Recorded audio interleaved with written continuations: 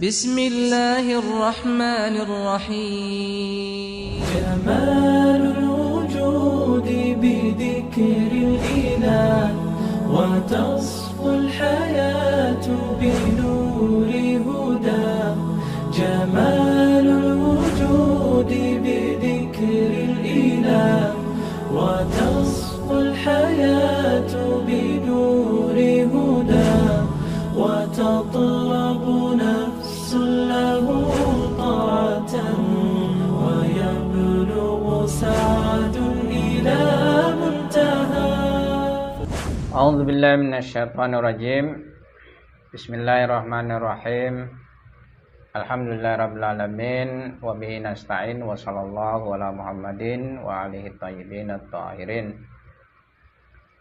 Pada malam hari ini, pertemuan pertama kita semua di pelajaran pengantar filsafat Islam. Ada 3 ilmu di dalam dunia Islam, di mana ilmu tersebut membutuhkan kekuatan akal. Ketiga ilmu tersebut yaitu ilmu kalam, teologi, ilmu filsafat, dan ilmu irfan teoritis atau tasawuf falsafi. Saya tidak menyebutkan ilmu mantik, sebab ilmu mantik itu merupakan ilmu alat justru bagi ilmu-ilmu akli. Jadi 3 ilmu ini yaitu ilmu kalam, ilmu filsafat, dan ilmu irfan, semuanya berlandaskan dengan dalil-dalil serta argumentasi akal. Nah, kita di dalam pembelajaran filsafat Islam tentu karena masih istilahnya pengantar daripada filsafat Islam, ya belum memasuki pembahasan yang rumit, ya, yang cukup jelimet di dalam filsafat.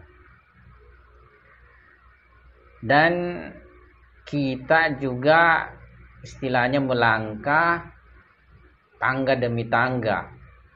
Jadi bukan misalnya kita belum membahas suatu tema yang menjadi pengantar atau mukaddimah langsung membahas puncak daripada filsafat. Jadi kita akan berjalan tangga demi tangga. Pada pertemuan ini kita akan membahas terkait keniscayaan filsafat. Apakah filsafat penting, daruri, dan niscaya bagi kita ataukah tidak? Sebagaimana sebagian pemikir ada yang menganggap filsafat itu sudah mati. Jadi metafisis itu sudah tidak punya lagi di dalam beri pengetahuan pada manusia. Terutama dengan kemunculan positivisme yang hanya memandang pengetahuan itu mesti didasari dengan indera dan pengalaman empirik, ya. Nah, setiap langkah yang kita akan tempuh, yang kita akan jalani, dan setiap keputusan yang kita ambil itu senantiasa diawali dengan pertanyaan mengapa. Jadi ada 3 pertanyaan esensial, yaitu mengapa, apakah, dan adakah. Ya, jadi para filosof menjelaskan bahwa mengapa itu termasuk salah satu dari pertanyaan mendasar tentang sesuatu.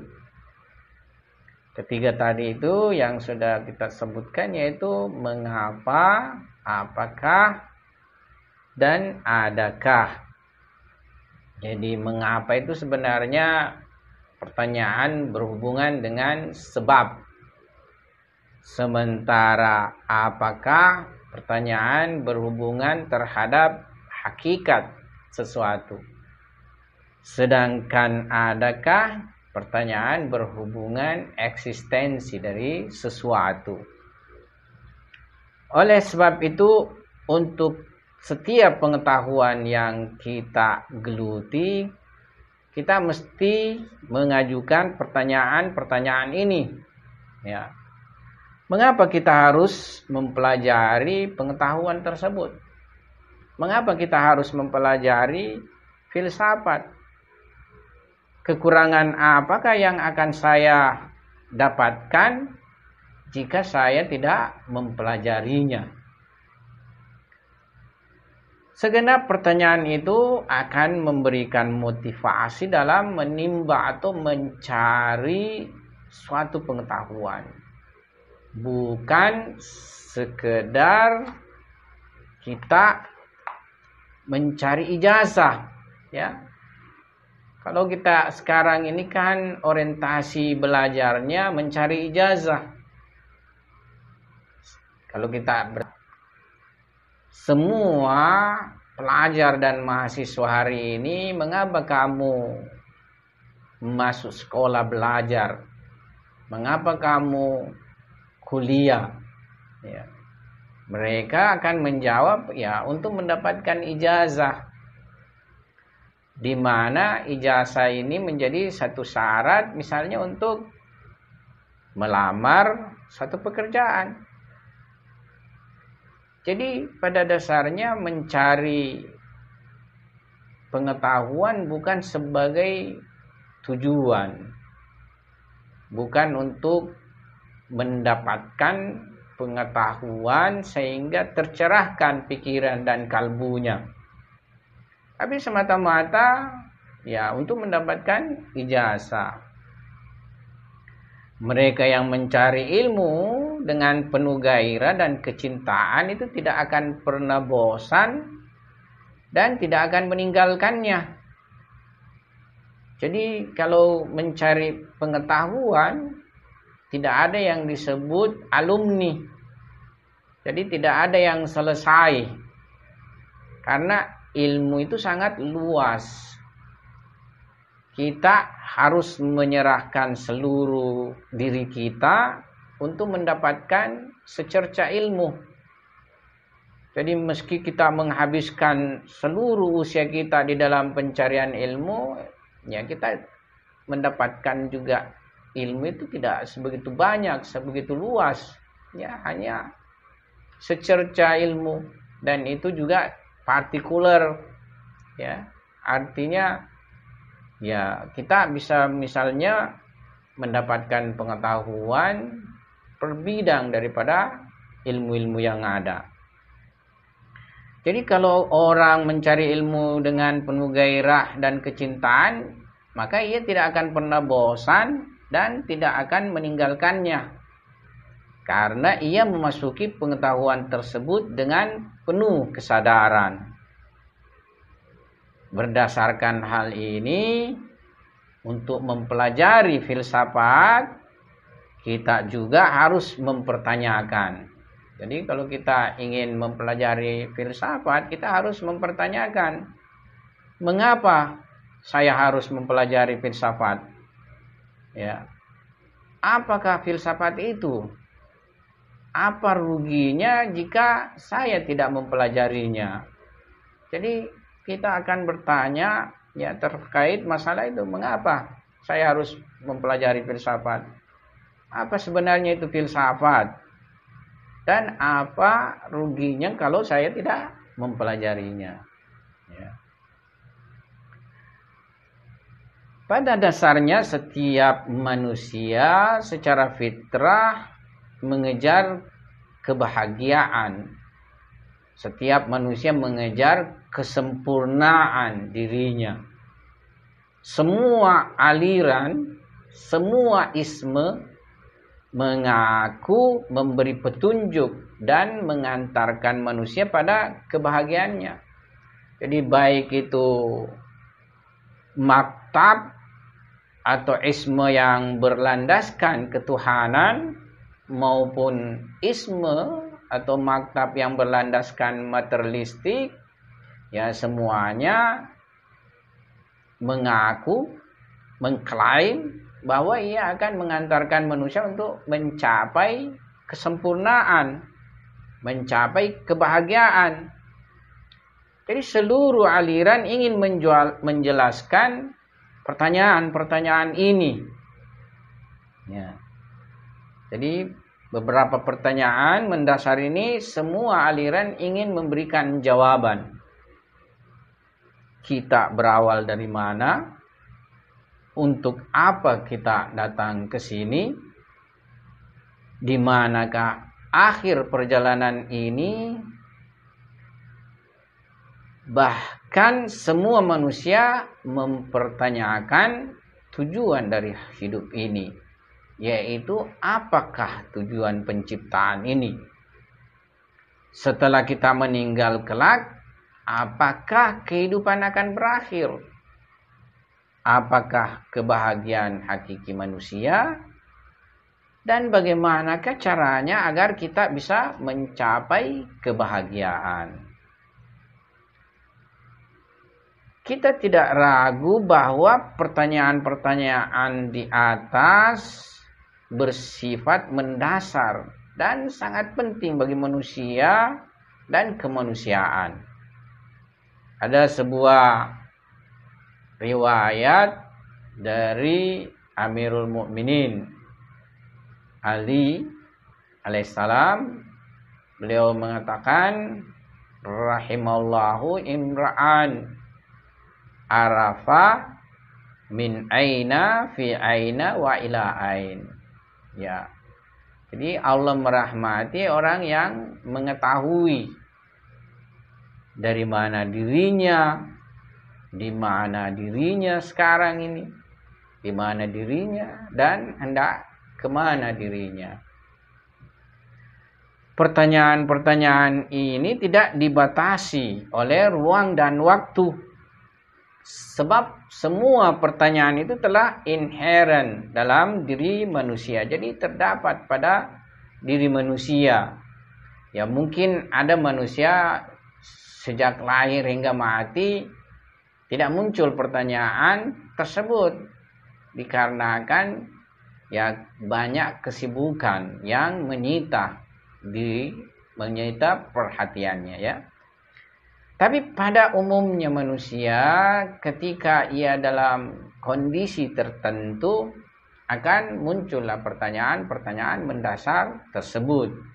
Jadi ketika ia tidak di dalam kesibukan, ketika perhatiannya tidak ada yang menyita, ya dia di dalam keadaannya sendiri, ya akan muncullah pertanyaan-pertanyaan mendasar itu terhadap dirinya.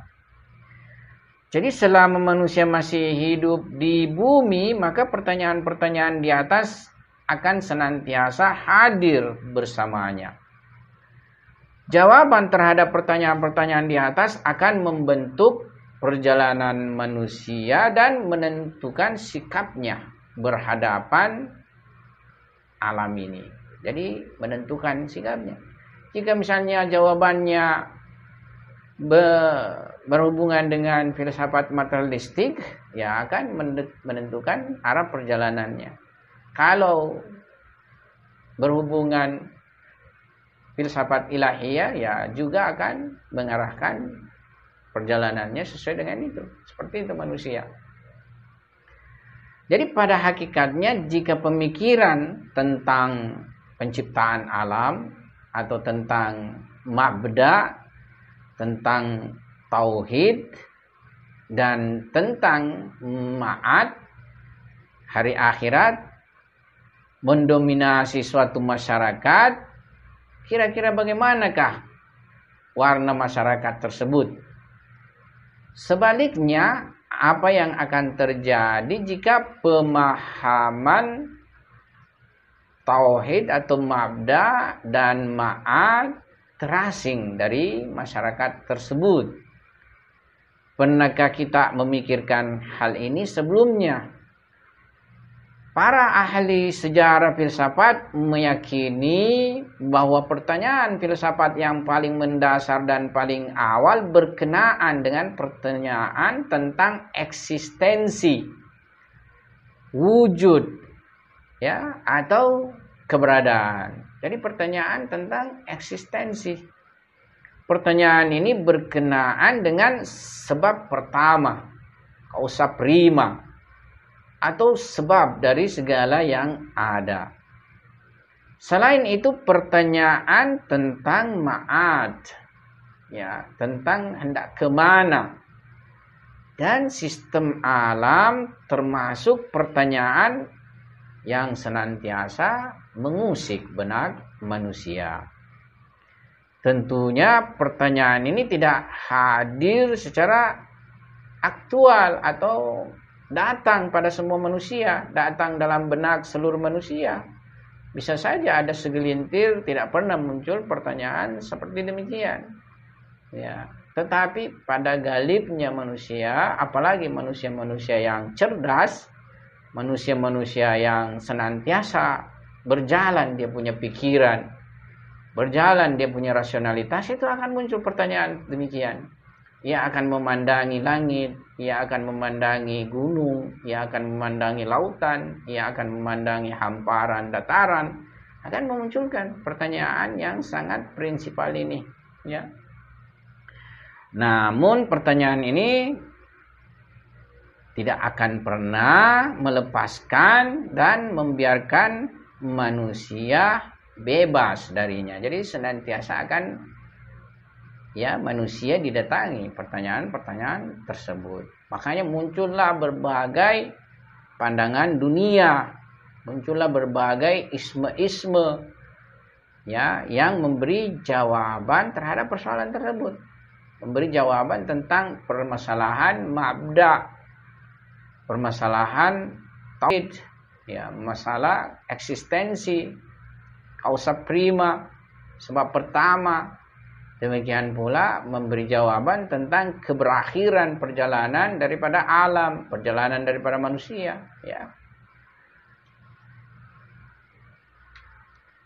Akan tetapi kita tidak meragukan bahwa manusia zaman sekarang telah memberikan sumbangsi yang besar dalam kemajuan sains dan teknologi.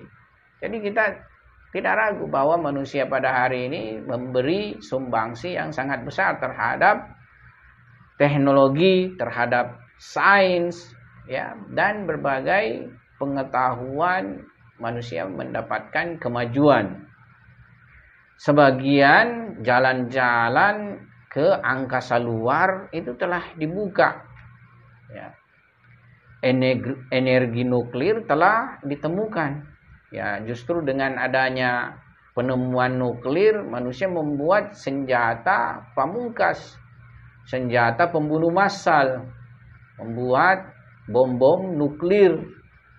Ya, di mana sekiranya bom nuklir yang ada sekarang di tangan manusia ini digunakan, ya hancurlah bumi, ya. Makanya perang nuklir itu sebenarnya suatu perang yang sangat mengerikan sekali, ya. Dan bisa saja,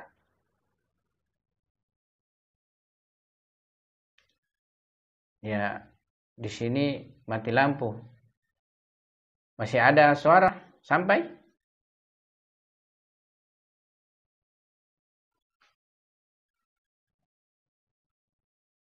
Masih ada sampai suara?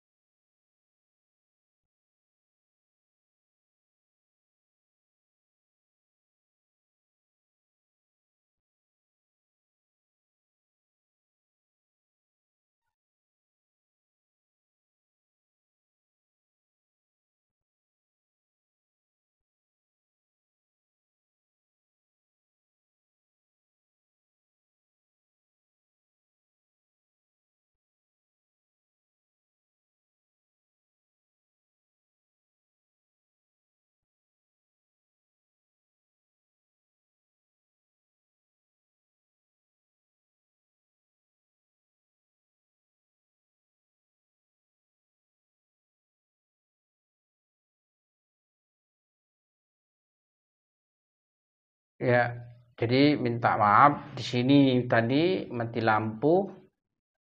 Jadi saya tadi pakai wifi karena mati lampu, ya baru hidup lagi lampunya. Jadi seperti ini kondisi sekarang, sering mati lampu. Ya. Nah, saya sekarang akan meneruskan. Ya.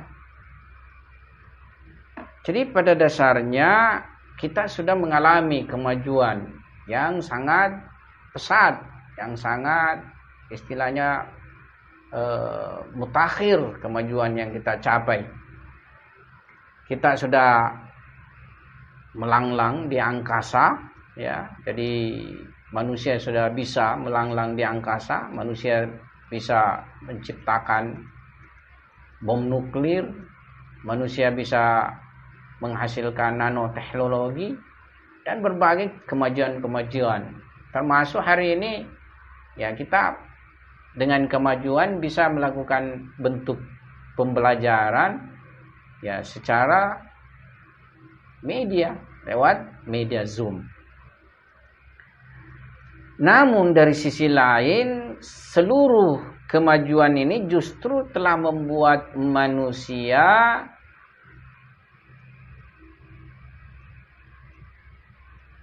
ada suara.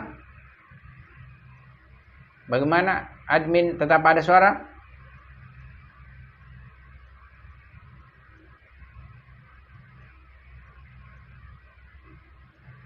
Aha, sekarang sudah ada suara ya? Iya. Oke, tadi saya pikir sudah ada suaranya. Jadi namun dari sisi lain, seluruh kemajuan itu justru telah membuat manusia terasing dengan kehidupan dirinya sendiri. Jadi teralienasi dari dirinya sendiri. Ya, pernah mungkin kita mendengar berita di Inggris itu diadakan suatu menteri di mana dia akan menangani orang-orang yang terasing dengan dirinya sendiri. Jadi dia hidup sendiri dan cenderung tidak bersosial. Jadi seperti ya kehilangan aspek kemanusiaan yang berdimensi sosialnya. Itu pernah kita dengar berita seperti itu. Jadi manusia telah mengalami apa yang disebut nihilisme. Ia merasakan bahwa semuanya adalah nihil. Ya. Salah satu pemikir barat mengatakan manusia modern mampu mengetahui bagaimana kita masuk ke dasar laut dan bergerak seperti ikan. Ia juga mengetahui bagaimana caranya kita berada di angka terbang seperti burung. Namun sangat disayangkan manusia belum mengetahui bagaimana kita berjalan di muka bumi ini seperti manusia, sebagai manusia. Ya. Saya ingat karena saya ngajar tafsir di surah Luqman itu ya nasihatnya Luqmanul Hakim kepada anaknya bahwa ya janganlah kamu berjalan di bumi dengan congkak, tapi berjalanlah dengan tawadu. Ya, manusia sekarang ya tidak tahu berjalan di bumi. Ya. Jadi kita kehilangan adab sekarang, kehilangan etika. Tak heran jika kemudian banyak isme yang datang dan secara tegas mengatakan bahwa semua yang kita anggap ada pada hakikatnya adalah nihil. Ya. Jadi nanti muncul apa istilahnya sekarang ini filsafat mengarah kepada skeptisisme terhadap realitas. Filsafat hari ini mengarah kepada relativisme di dalam nilai baik dan buruk. Ya. Jadi pola hidup masyarakat yang lebih banyak mengejar kenikmatan dalam bentuk pencitraan yang instan tidak hanya terbatas dalam ruang hidup personal, tapi juga telah berjangkit masuk di dalam wilayah sosial, wilayah ekonomi, wilayah politik, ya. Dan itu kita bisa saksikan juga pada realitas masyarakat kita. Ya, bagaimana perilaku-perilaku sosial, bagaimana perilaku-perilaku para politisi, bagaimana perilaku-perilaku para pengusaha, ya. Sungguh kita tidak melihat mengemban nilai-nilai insaniah. Sebagian kelompok memilih sosialisme dan sebagian lagi memilih kapitalisme, dan kelompok lainnya juga memilih aliansi alternatif dan mencoba menolong umat manusia dari problema keseharian yang mereka hadapi.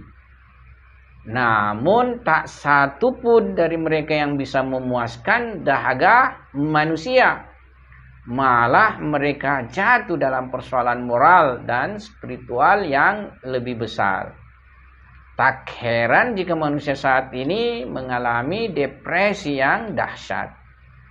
Di dunia barat, agama itu tidak lagi mengurusi permasalahan sosial. Agama tidak lagi mengurusi persoalan pemerintahan, politik, dan negara. Agama tidak mengurusi ekonomi dan lainnya, ya. Jadi agama itu hanya di gereja, hanya di pernikahan, hanya dalam dimensi individual, personal, ya.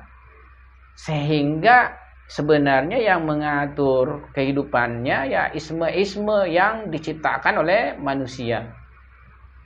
Ya. Menurut hemat kami, sebab utama yang telah mengakibatkan manusia jatuh pada prahara ini karena manusia telah membiarkan pertanyaan-pertanyaan mendasar itu berlalu begitu saja. Jadi pertanyaan yang tadi kita sebutkan, apakah awal ciptaan ini, apakah mabda ini, ya, akan berakhir kemanakah kehidupan ini? Dan siapakah yang akan memberikan petunjuk? Siapakah yang membuatkan jalan petunjuk pada kehidupan manusia? Kalau pertanyaan ini sebenarnya kita simpel di dalam agama, ya masuk pada ranah kenabian, ranah ma'ad atau hari akhirat, ya. Sebenarnya agama sendiri memang landasan untuk keyakinan persoalan usuluddinnya itu harus berlandaskan filsafat, harus berlandaskan dalil-dalil dan argumentasi rasional. Ya, kita tidak bisa merujuk ke Al-Quran dan hadis sebelum menentukan atau membuktikan Tuhan sebagai maujud yang mempunyai kewenangan di dalam kepengaturan. Baik itu kepengaturan alam takwini maupun kepengaturan insani, ya. Jadi di dalam menjawab seluruh pertanyaan tersebut dibutuhkan pemikiran dan perenungan filosofis melalui akal manusia. Pertanyaan-pertanyaan tersebut sebenarnya adalah persoalan tentang pandangan dunia itu sendiri. Jadi kita mesti menghasilkan suatu bentuk pandangan dunia yang berlandaskan argumen filosofis, ya. Manusia yang masih memiliki fitrat tentunya akan menginginkan jawaban yang pasti dan memuaskan, karena hal tersebut berkenaan dengan pandangan dunia seseorang. Oleh karena itu para pemikir Islam menyebut persoalan tersebut sebagai usuluddin, prinsip-prinsip agama, pokok-pokok agama atau akidah. Pembahasan tauhid adalah jawaban terhadap pertanyaan apakah awal dari segala sesuatu. Pembahasan ma'ad adalah jawaban terhadap pertanyaan apakah akhir perbuatan ini. Dan pembahasan wahyu dan kenabian adalah jawaban terhadap pertanyaan apakah jalan kebahagiaan dan siapakah yang menunjukkan kita jalan tersebut. Jadi sistem sosial seharusnya dibangun berdasarkan struktur fitrah manusia dengan seluruh bagian eksistensinya, termasuk dengan memperhatikan tujuan penciptaan manusia dan membantu manusia untuk sampai pada tujuan akhirnya. Tentunya menemukan sistem yang sangat kompleks seperti ini telah keluar dari kemampuan manusia. Jadi kemampuan manusia mempunyai batas. Kemampuan akal kita ini mempunyai batas. Kalau kita misalnya diberikan kebebasan hanya berjalan dengan akal, maka sangat banyak apa yang ditemukan dan apa yang terjadi pada manusia dalam bentuk kekurangan-kekurangan dalam perjalanan kehidupan ini. Karena akal itu ya istilahnya dia juga senantiasa berbenturan dengan berbagai permasalahan serta menyelesaikan permasalahan tersebut. Jadi ia akan istilahnya melangkah dengan tahap demi tahap.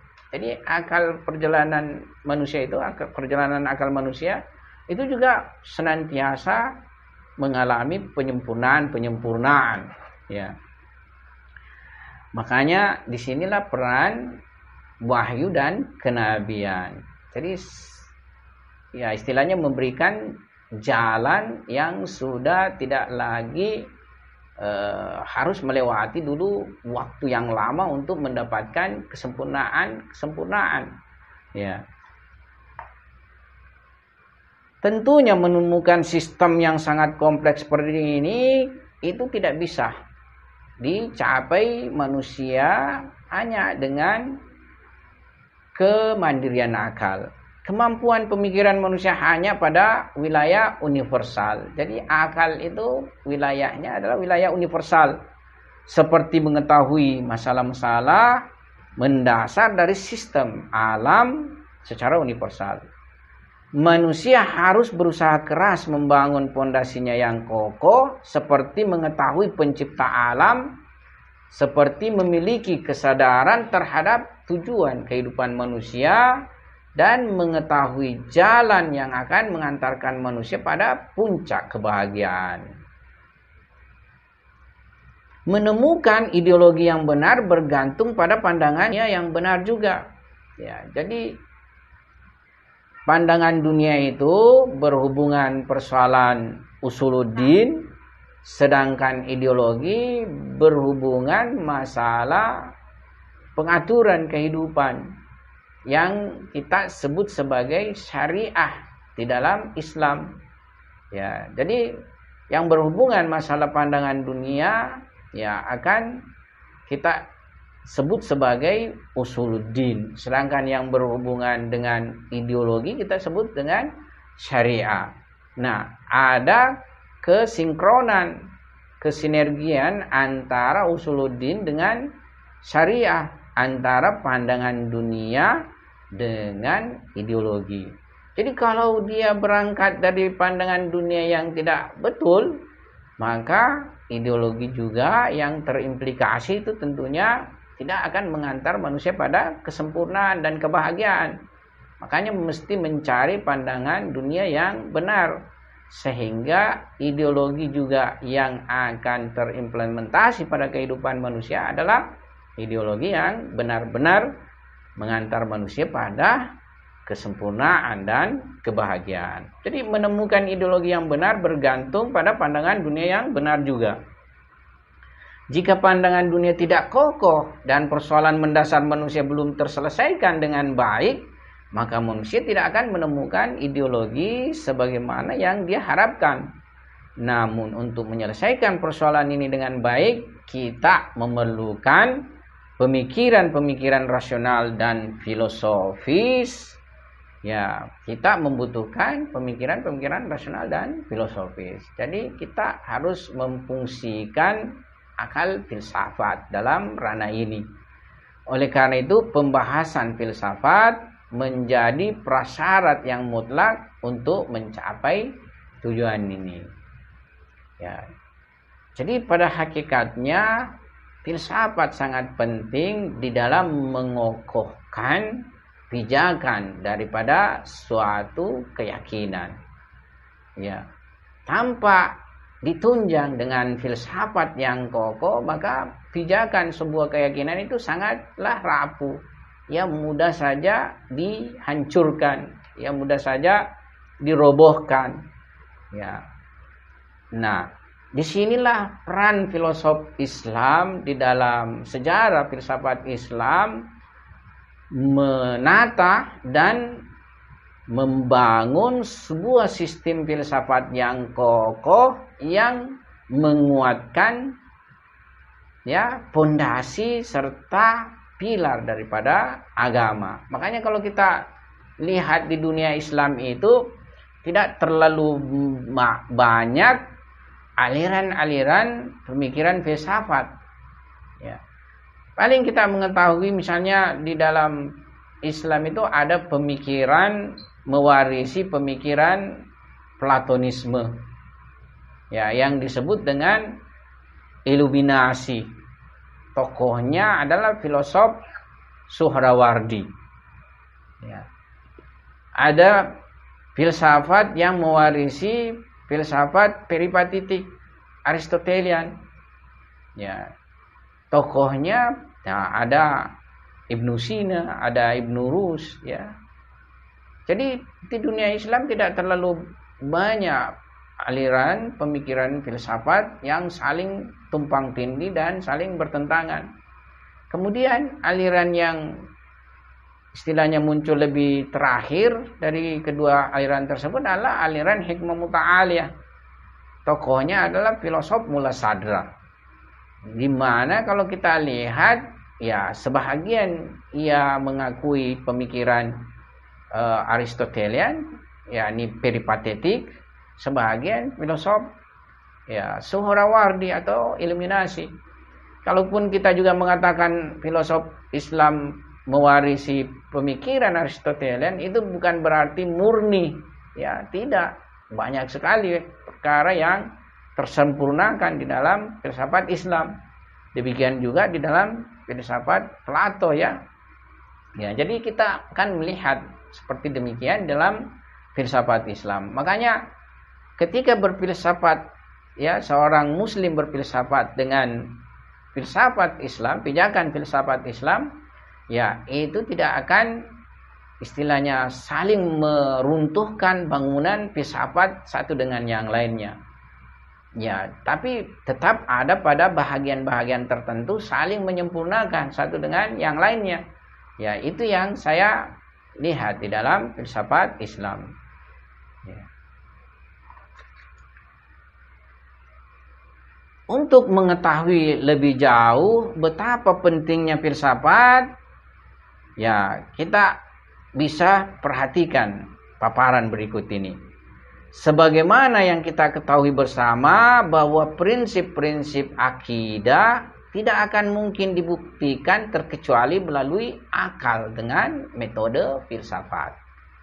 Jika kita berhadapan dengan seorang ateis atau materialis, tidak mungkin kita menyodorkan ayat dan riwayat di hadapan mereka untuk membuktikan keberadaan Tuhan. Jadi kalau kita berhadapan dengan seorang ateis yang tidak menerima agama, seorang materialis yang tidak mengakui wujud Tuhan, ya kita tidak bisa menyodorkan penjelasan terkait masalah ketuhanan dengan ayat-ayat Al-Quran atau riwayat, karena dia tidak menerima itu, ya, tidak memandangnya sebagai sesuatu yang muktabar.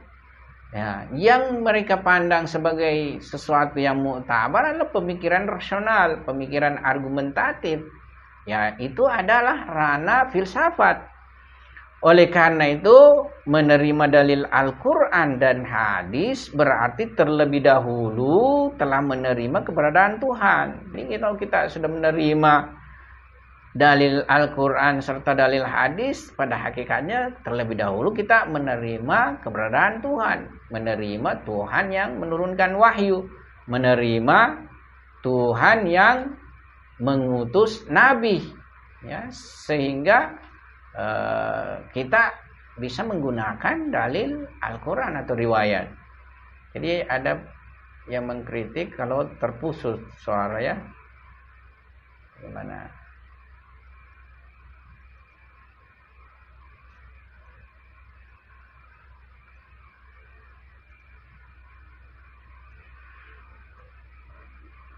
Kita bisa ganti wifi sekarang, cuma harus keluar lagi. Boleh jadi juga kan ini pakai ini jelek lagi. Bagaimana menurut admin? Jelek suara? Admin? Suaranya jelek? Ya? Kalau saya tidak putus di sini, suara tak. Oke. Oh, mungkin jaringannya peserta. Ya. Nah, kita lanjut. Jadi, kita tidak bisa menerima dalil Al-Quran. Kita tidak bisa menerima dalil hadis kalau sebelumnya kita tidak menerima eksistensi Tuhan. Kemudian Tuhan menurunkan wahyunya, mengutus nabinya. Nah, bagi seorang ateis dan materialis, ya karena mereka tidak menerima permasalahan eksistensi Tuhan beserta sifat-sifat serta perbuatan Tuhan, maka tidak bisa kita sodorkan dalil yang bersumber dari Al-Quran serta hadis. Boleh jadi kandungannya kita mengutarakannya, tapi bukan dalam bentuk sebagai ayat, tapi sesuatu yang sudah istilahnya kandungannya itu terrasionalisasikan, terargumentasikan dengan akal. Makanya yang paling kita bisa lakukan berhadapan dengan mereka adalah dengan ya memberikan dalil akal serta argumentasi akal, dan itu adalah wilayah daripada filsafat sebenarnya. Ya. Namun jika yang datang kepada kita adalah seorang yang mengingkari keberadaan Tuhan, maka pasti dia pun akan mengingkari Al-Quran dan hadis. Ya, lalu bagaimana mungkin kita menyodorkan ayat dan riwayat dalam membuktikan keberadaan Tuhan? Cara satu-satunya yang bisa mempertemukan antara satu manusia dengan manusia lainnya, atau antara satu aliran dengan aliran lainnya, adalah dengan pendekatan akal. Jadi akal inilah yang paling universal, yang bisa menjadi media transformasi pengetahuan serta dalil dan argumentasi semua isme-isme, bahkan agama-agama yang ada. Ya. Tanpa menggunakan akal, semua akan dengan klaimnya masing-masing.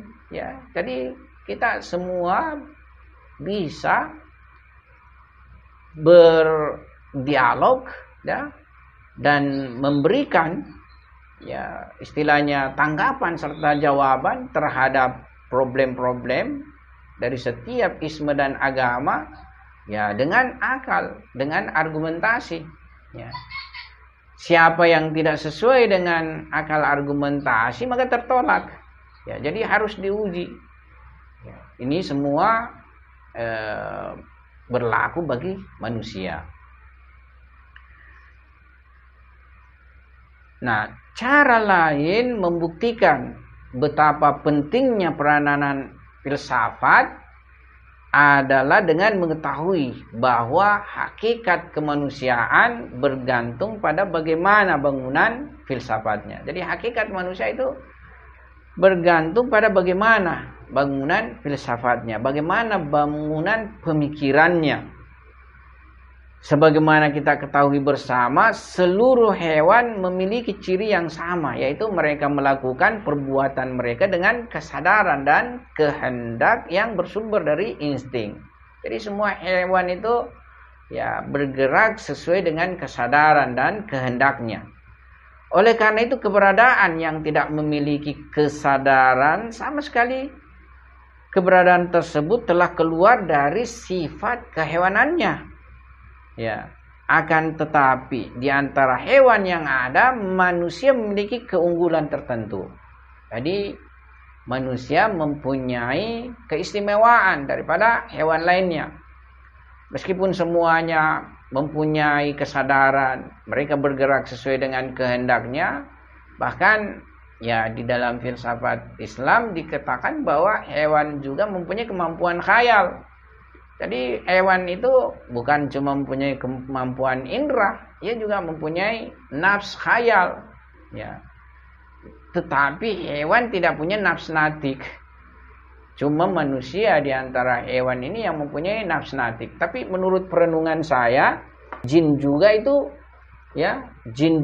punya natik. Ya. Jadi jin seperti manusia, dia adalah maujud yang natik.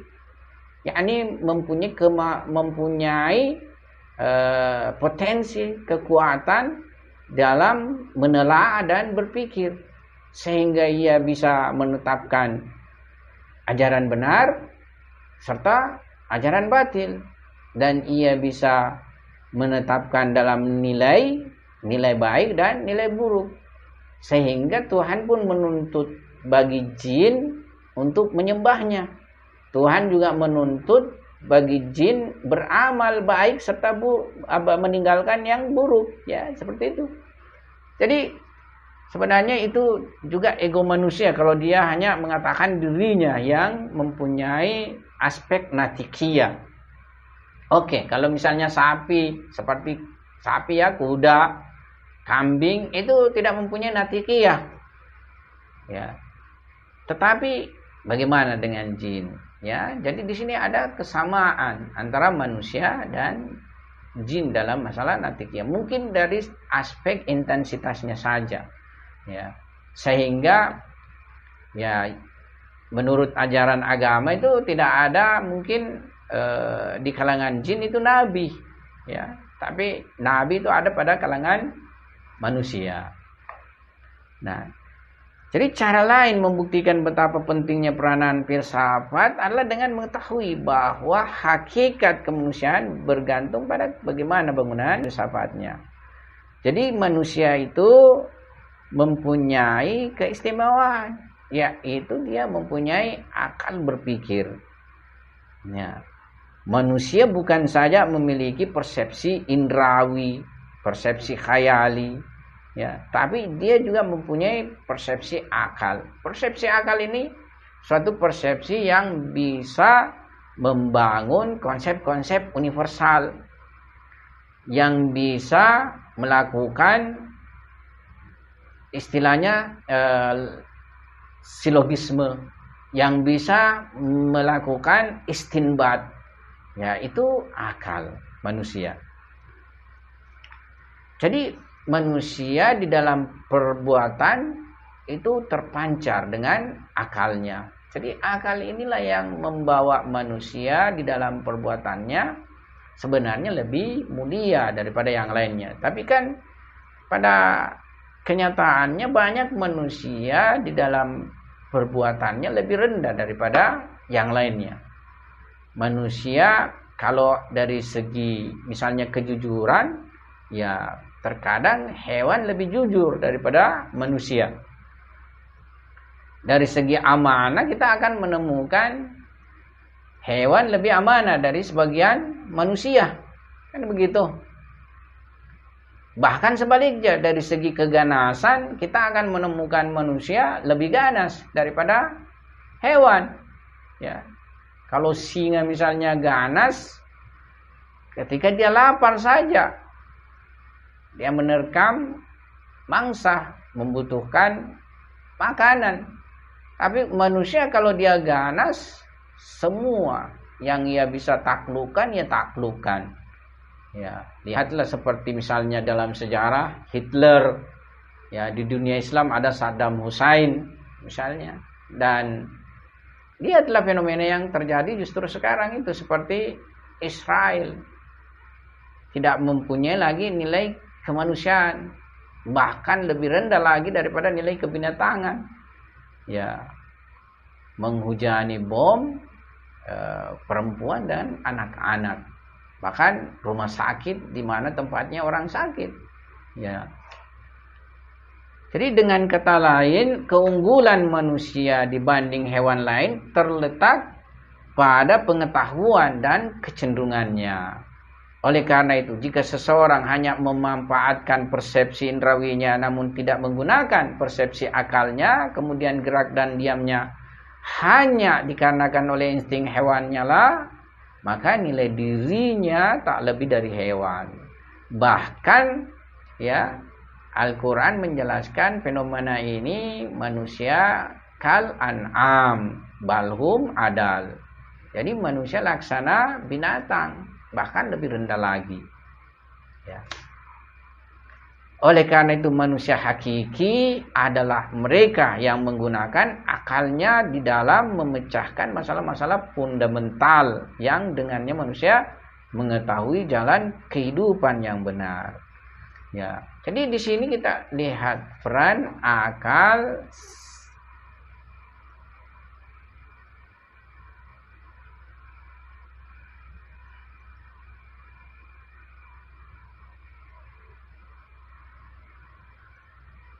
terganggu, ada telepon masuk. Ya, jadi di sini kita melihat bahwa manusia dengan keistimewaannya diberi Tuhan akal, maka manusia bisa menetapkan pandangan dunianya. Dan pandangan dunia inilah yang menjadi landasan terhadap kehidupannya. Dengan pandangan dunia tersebut, manusia bisa mencapai kesempurnaan yang ia ingin capai, yang ingin ia raih. Ya, kalau taruhlah ia seorang materialis, makanya yang ia capai adalah kesempurnaan material. Karena ia tidak memandang suatu tujuan yang lebih besar selain tujuan materialistik ya. Ya, itu karena landasan pemikiran materialistiknya. Tapi kalau ia punya pandangan dunia ilahiyah, maka ia tidak membatasi tujuan pada materi.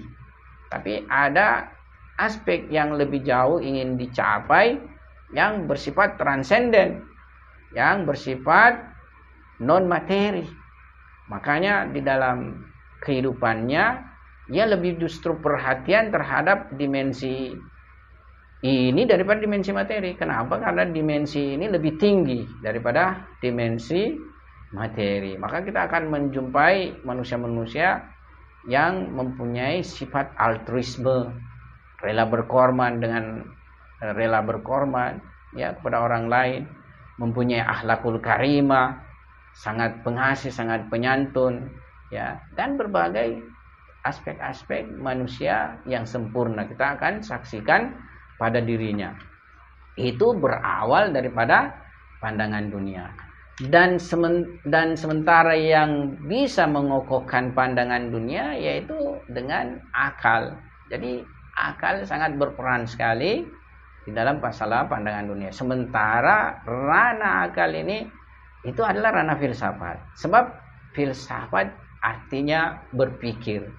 Filsafat artinya merenungi, baik itu fenomena bersifat alam raya ini maupun pada diri sendiri. Ya, jadi berpikir adalah sesuatu yang sangat substantif pada manusia dan itulah filsafat. Ya, jadi berfilsafat sebenarnya adalah menggunakan salah satu potensi dan kekuatan yang sangat mendasar pada manusia yang justru merupakan keistimewaan daripada manusia daripada makhluk-makhluk yang lainnya. Jadi kita ya di dalam beragama tidak boleh istilahnya menafikan dimensi rasionalitas. Dimensi rasionalitas identik dengan filsafat. Jadi agama justru yang menafikan filsafat, meninggalkan akal, menjadi jumud pada akhirnya. Ya, jadi cenderung dia tidak mempunyai kekuatan analisa, kekuatan argumentatif, ya, sehingga ya kecenderungannya justru sangat lahiriah saja, ya agama tersebut, dimensi lahiriah. Bahkan dia tidak akan masuk pada ranah yang lebih mendasar, yaitu spiritualitas ya dan irfani.